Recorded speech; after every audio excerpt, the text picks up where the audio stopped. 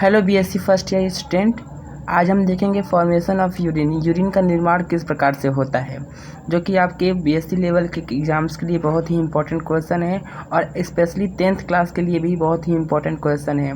तो आइए हम इसको अच्छे समझते हैं आइए शुरू करते हैं। Formation of urine. यूरिन का निर्माण किस प्रकार से होता है।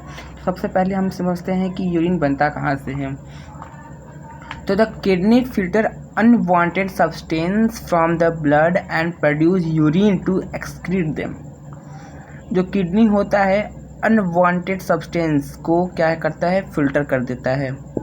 फ्रॉम द ब्लड से लेकर जो है अनवांटेड सब्सटेंस को फिल्टर करता है और क्या करता है, यूरिन को प्रोड्यूस करता है, जो कि हमारे द्वारा मैमल्स के द्वारा, ह्यूमंस के द्वारा, एनिमल्स के द्वारा जो है बाहर निकाल दिया जाता है। There are 3 main step of urine formation. Urine formation के लिए तीन महत्वपूर्ण स्टेप्स जरूरी होते हैं। पहला है ग्लोमेरुलर फिल्टरेशन, जिसको हम अल्ट्रा फिल्टरेशन कहते हैं। अल्ट्रा फिल्टरेशन इसलिए कहते हैं क्योंकि प्लाज्मा के अंदर कंपोनेंट को ये फिल्टर कर देता है एक्सेप्ट प्रोटीन को छोड़ के प्लाज्मा के अंदर जितने भी सब्सटेंस होते हैं, कंपाउंड्स होते हैं, उसको ये फिल्टर कर देता है। सेकेंड है रीएब्जॉर्प्शन एंड थर्ड है सिक्रेशन। रीएब्जॉर्प्शन को कहते हैं पुनः अवशोषित और सिक्रेशन को कहते हैं स्त्राव। तो this process ensure that only waste and excess water are removed from the body. ये जो स्टेप्स हैं ये इंश्योर करते हैं, कंफर्म करते हैं कि बॉडी से जो है वेस्ट मटेरियल और अत्यधिक जो वाटर है वही बाहर निकले और कोई यूजफुल सब्सटेंस हमारी बॉडी से बाहर ना निकले। ठीक है। तो ईच नेफ्रॉन है जो glomerulus the side of blood filtration.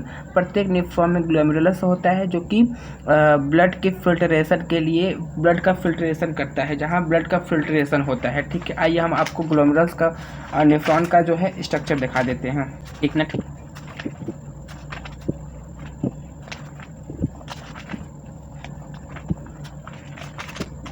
ये देखिए, ये क्या है, नेफ्रॉन का स्ट्रक्चर है, जिसमें ये क्या है, बाउमन्स कैप्सूल है। ये जो है आपका ग्लोमेरुलस है। ठीक है। ये है ग्लोमेरुलस, जहाँ की कैपिलरीज होती है ब्लड रेड सेल्स के, इधर से ब्लड कैपिलरीज जो आती हैं यहाँ आती हैं और यहीं से क्या होता है, इनके अंदर का जो सब्सटेंस होता है, ब्लड के अंदर का जो सब्सटेंस होता है वो फिल्टर होता है और वो बाउमन्स कैप्सूल में आती हैं। बाउमन्स कैप्सूल के बाद ये जो है ये ट्यूब्यूल डक्ट में आती हैं। ट्यूब्यूल डक्ट से होते हुए ये आती हैं कलेक्टिव डक्ट में और यहाँ से यूरिन का निकास होता है। ठीक है। अब आते हैं अपने मेन टॉपिक पे। तो each nephron has a glomerulus the side of blood filtration. ठीक है। It comprises 95% of water and 5% are solid compound ion such as sodium, potassium, calcium and nitrogenous waste. Nitrogenous waste कौन कौन सा है, creatinine, urea and ammonia. ठीक है। It compromise 95% of water और 5% are solid compound जो होता है, आयन जो होता है, इनके द्वारा सिक्रेट कर दिया जाता है, एक्सक्रीट कर दिया जाता है बॉडी से। ठीक है। जिसमें कि सोडियम होता है, पोटेशियम होता है, कैल्शियम होता है और कुछ नाइट्रोजनियस वेस्ट जैसे कि क्रिएटिनाइन, यूरिया एंड एमोनिया जो है बॉडी के बाहर निकाला जाता है यूरिन के द्वारा। अब है urine formation in our body. हमारे शरीर में जो है यूरिन किस प्रकार से बनता है, तो ये हमारे अंदर तीन जरूरी क्रियाओं के द्वारा जो है यूरिन का निर्माण होता है। पहला है ग्लोमेरुलर फिल्ट्रेशन, जिसको हम अल्ट्रा फिल्ट्रेशन भी कहते हैं। Reabsorption, secretion. रीएब्जॉर्प्शन मतलब पुनः अवशोषित, सिक्रेशन मतलब स्त्राव। आइए अब सीखते हैं, पढ़ते हैं मैकेनिज्म ऑफ यूरिन फॉर्मेशन। तो glomerular filtration occur in the glomerulus where the blood filtrate. Glomerular filtration कहाँ होता है, ग्लोमेरुलस में होता है, जहाँ के ब्लड का फिल्टरेशन, जहाँ खून का फिल्टरेट होता है। खून क्या होता है, फिल्टरेट होता है, छनता है। This process occur in 3 layer. यह 3 स्तरीय लेयर, 3 स्तरीय प्रोसेस होता है जो कि अकर होता है कहाँ, the epithelium of Bowman's capsule, पहला है Bowman's capsule, the endothelium of the glomerular blood vessel, दूसरा है ग्लोमेरुलर ब्लड वेसल, और तीसरा स्टेप है इन दोनों के बीच में, बाउमन्स कैप्सूल और ग्लोमेरुलर ब्लड वेसल अल्ट्राफिल्ट्रेशन के मध्य में जो झिल्लियाँ होती हैं उनके बीच होता है। ठीक है, 3 स्टेप होता है। पहला कहाँ है, Bowman's capsule, epithelium of Bowman's capsule, endothelium of glomerular blood vessels के अंदर, और दूसरा है इन दोनों के बीच, मध्य के झिल्लियों के बीच में। ठीक है, मेम्ब्रेन के बीच में। The blood is filtered in such a way that all the component of plasma except protein reach Bowman's capsule. जो ब्लड का फिल्टरेट है, जो ब्लड फिल्टर हो जाता है, तो उसके बाद ये इस प्रकार का प्रोसेस है जिसमें प्लाज्मा के हर एक प्रत्येक कंपोनेंट उसमें आ जाते हैं, लेकिन प्रोटीन को छोड़कर बॉमन्स कैप्सूल में चले जाते हैं। Therefore this process is known as ultrafiltration. पूरी तरह से फिल्टरेट हो जाना, मतलब प्रोटीन का यहाँ छोड़ जाता है क्योंकि प्रोटीन यहाँ नहीं क्षमता है। दूसरा आता है रीएब्जॉर्प्शन, मतलब स्त्राव। हिंदी में लिखता हूँ, मतलब होता है स्त्राव। About 99% of the received filtration is reabsorbed by the retinal tubule. 99% जो रिसीव फिल्ट्रेशन होता है वो रीअब्जॉर्ब हो जाता है किसमें, रेनल ट्यूब्यूल्स में। This is known as reabsorption. Renal tubule में किडनी में रीअब्जॉर्ब होता है। रेनल मीन्स क्या होता है, किडनी। ठीक है, this is known as reabsorption. This is achieve by active and passive transport. ठीक है, अब सिक्रेशन क्या है, in the formation of a urine formation the next step is tubular secretion. Urine formation में जो अगला स्टेप बनता है वो कौन सा है, ट्यूबुलर सिक्रेशन, मतलब नालीय द्वारा जो है स्त्रावी आयन, वो स्त्राव। ठीक है, माफ करिएगा, ये गलत हो गया। रीअब्जॉर्प्शन मतलब होता है पुनः अवशोषित, मतलब कि फिर से अवशोषित करना।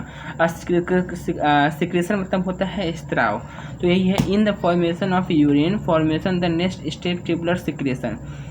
यूरिन की फॉर्मेशन में जो अगला स्टेप बनता है वो कौन सा है, ट्यूबुलर सिक्रेशन है। मतलब नालीय द्वारा जो सिक्रेशन होता है, नालीय द्वारा जो बाहर निकलती है, नालीय द्वारा जो स्त्राव होता है उसको कहते हैं। Here tubular cells secrete substance like hydrogen ion, potassium ion, etc. into the filtrate. Filtrate में से जो हाइड्रोजन आयन है और ये इनटू द फिल्टरेट जो छन चुका है उसमें से जो हाइड्रोजन आयन है, पोटेशियम आयन है और सब कुछ नाइट्रोजनस सब्सटेंस को भी ये through this process the balance of ionic acid base and other body fluid maintain.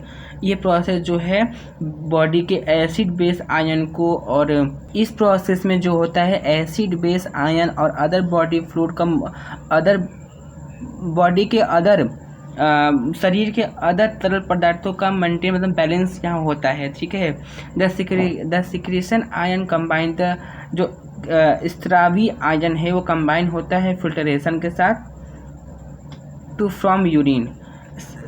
जो ये स्त्रावित आयन है वो कंबाइन, मतलब मिलता है किसके साथ, फिल्टरेशन के साथ टू फ्रॉम यूरिन। यूरिन का निर्माण बनाने के लिए जो सिक्रेशन आयन है वो फिल्टरेशन के साथ जुड़ता है। Then urine leave the nephron, फिर यूरिन जो है नेफ्रॉन में चला जाता है, मतलब कि उसकी जो नालियाँ होती है, पीसीटी और डीसीटी दिख रहा है ना, हाँ, पीसीटी और DCT, proximal convoluted tubule, distal convoluted tubule. ठीक है, अरे ये जो होता है ये है। देन इस प्रोसेस के बाद जो होता है यूरिन जो है, पेशाब जो है नेफ्रॉन ट्यूब्यूल्स में चला जाता है, लीव हो जाता है, छोड़ दिया जाता है।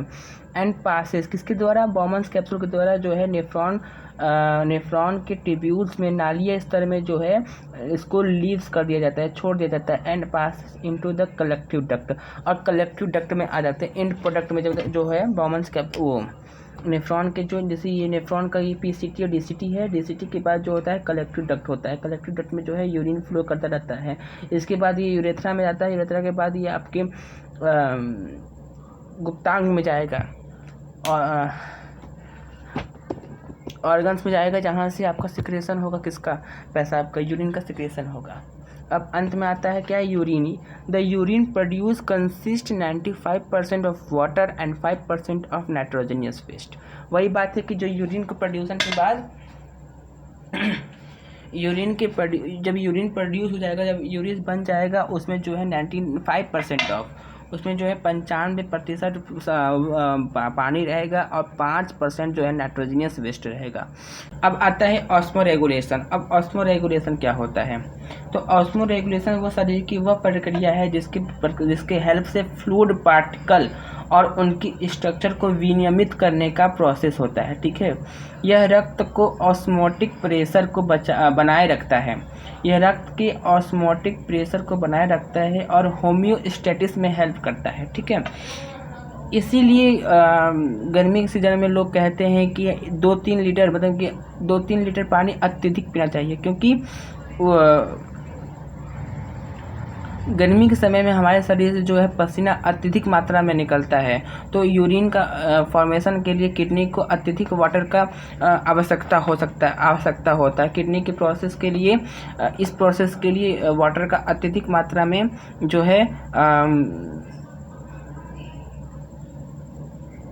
आवश्यकता होता है। ठीक है, तो इसी प्रोसेस को पूरा करने के लिए ऑस्मोरेगुलेशन होता है। और इसी जाड़े में, जो विंटर सीजन में होता है, पेशाब बार बार लगता है, अगेन एंड अगेन जो होता है यूरिन, हमको लगता है यूरिन जो है पास होता है बॉडी से, लेकिन गर्मी में कम बार होता है, लेकिन अत्यधिक मात्रा में होता है। ठीक है, क्योंकि जो गर्मी में जो है पसीना लगातार हमारी बॉडी से निकलता रहता है। तो यही है ऑस्मोरेगुलेशन। आशा करता हूँ आप लोगों को समझ में आया होगा। अगर समझ में आया है तो बॉडी कह रहा हूँ, क्या कहते हैं कि वीडियो को लाइक सब्सक्राइब कर दे। धन्यवाद।